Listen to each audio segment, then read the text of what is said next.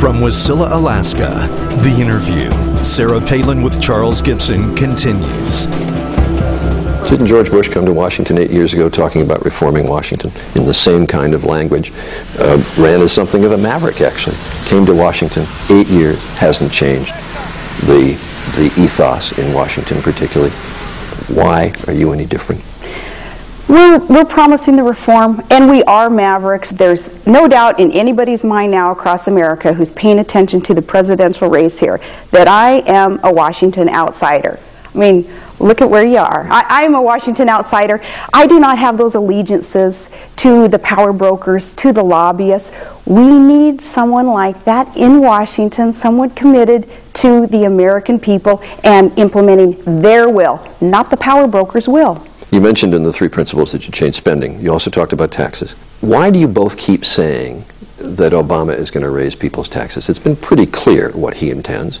He's talked about middle-class tax cuts, extending Bush tax cuts on everything but people who own or earn more than $250,000 a year. Cuts taxes on over 91% of the country. Why do you keep saying he's going to raise people's taxes? Well, I would argue with the whole premise of that his mission is to not increase taxes. He's had 94 opportunities to either vote for a tax cut or not support tax increases, and 94 times he's been on the other side of what I believe the majority of Americans want. One of John McCain's central campaign arguments, tenets of his campaign, is eliminating earmarks. And the first big spending pork barrel earmark bill that comes across my desk, I will veto it. I will make them famous, and you will know their names. Are you with John McCain on that?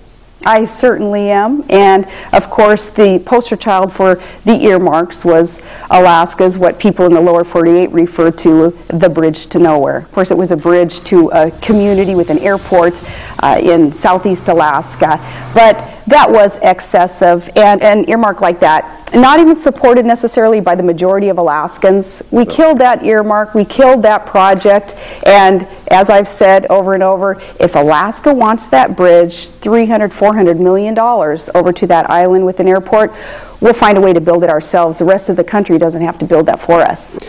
You have said continually that I said to Congress, thanks, but no thanks. If we're going to build that bridge, we'll build it ourselves. Right. But it's now pretty clearly documented. You supported that bridge before you opposed it.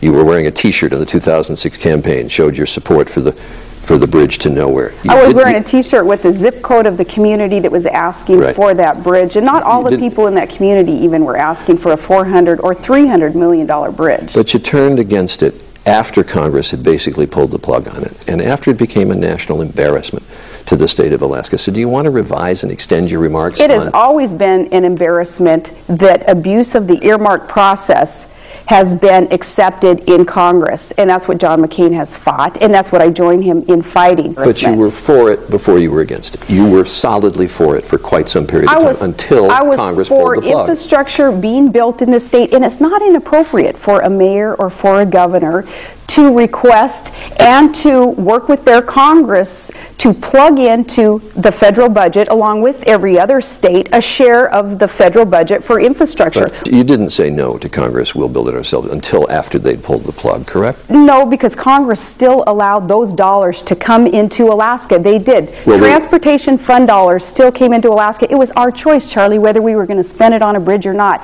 And I said, thanks, but no thanks. We're not going to spend it on the bridge. They appropriated $223 million, I think, for the bridge.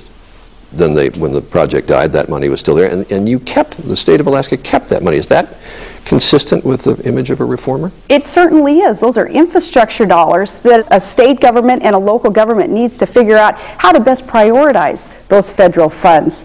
When you were a mayor of Wasilla, you hired a very prominent lobbyist to get Wasilla money. We did. We paid $30,000 for a lobbyist who was in D.C. because we're thousands and thousands of miles away from D.C. It would have cost us a lot more to be traveling back and forth from this small community. The state of Alaska in 2008 got $155 million in earmarks for a population of 670,000 people.